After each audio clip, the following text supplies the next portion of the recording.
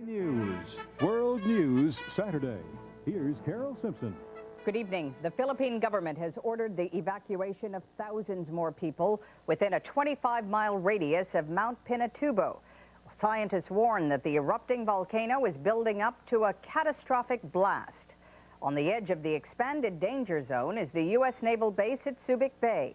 The volcano wreaked havoc with at least 11 separate explosions today, shooting volcanic ash and steam more than 20 miles high and creating problems as far away as Manila. More from ABC's Mark Litke. Even through the storm, you could see Pinatubo's latest eruptions. Only this time, in the midst of heavy tropical rain, the volcanic ash came down as mud. More than 20 miles away, towns were covered with a blanket of thick gray sludge. Rivers and streams threatened to overflow their banks. Electric power was knocked out. With thick clouds blacking out the sun, it was like a solar eclipse for most of the day. People here appeared shell-shocked as they lined up to buy fuel to keep their kerosene lamps and generators working. Thousands of primitive natives in evacuation centers wondered if they would ever see their mountain villages again. And these are not the only ones whose futures are uncertain. Today's ashfall also hit the town of Olongapo with a vengeance. This is the home to Subic Bay Naval Base, where 15,000 American evacuees from Clark Field were supposed to be out of harm's way. It's been pretty rough here. It's been nothing but sand and gravel type items falling out of the sky. We've got big rocks and stuff like that falling out of the sky also. Right now we ain't had no power or nothing, no water. I don't know how bad we're getting it back at Clark, but can't be much worse than this.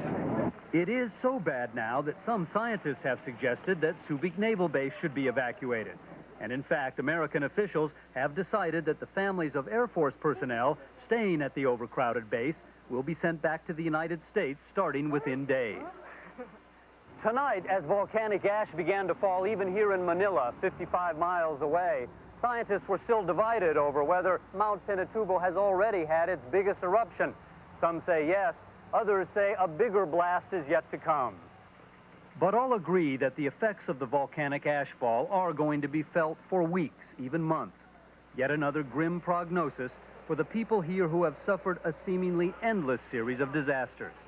Only the children, it seems, are still able to find something to smile about in the midst of this latest calamity. Mark Litke, ABC News, Manila. The Soviet Union has suffered its third major earthquake in 8 weeks. Today, a quake measuring 6.3 on the Richter scale hit the southern Republic of Georgia. It leveled villages and killed at least 6 people, 5 of them children.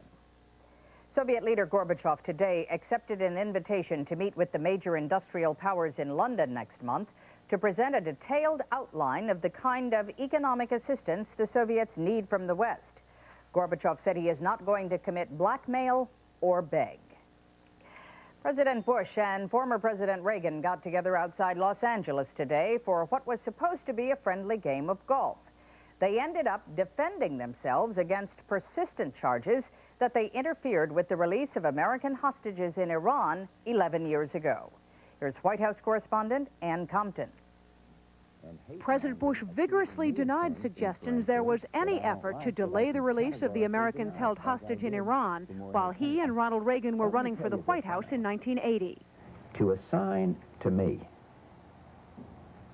the motive that for political gain, I would assign an American to captivity 1 minute longer than necessary, I think is a vicious personal assault on my integrity and my character as president. But when the former president joined Mr. Bush today for a round of golf outside Los Angeles, Mr. Reagan seemed to confirm he did intervene. I did some things actually the other way to try and be of help in getting those hostages. I felt very sorry for them and getting them out of there. Neither man denied stories. Their campaign chairman, William Casey, went to Paris to deal with the Iranian officials. Every effort on my part was directed toward bringing them home. Does that mean contacts with the Iranian government? Not by me, no. By your campaign, perhaps? Well, I can't get into details. Some of those things are still classified. Thank you very much. Mr. President, this way. President Bush said he sees no evidence that the campaign tried to stall the hostage release. But if Congress has evidence it wants to investigate, the White House won't interfere. Ann Compton, ABC News, Los Angeles. Newsweek magazine reports today that White House Chief of Staff John Sununu continues to use government transportation for personal trips.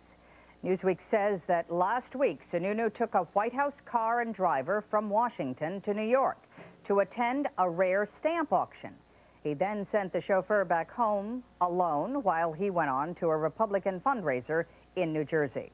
John Sununu will be the guest tomorrow on This Week with David Brinkley. Coming up, how authorities are trying to get the homeless off the streets, the new threat to wildlife on San Diego's beaches, and later in this broadcast, a look at a young upstart who's beating professional golfers at their own game.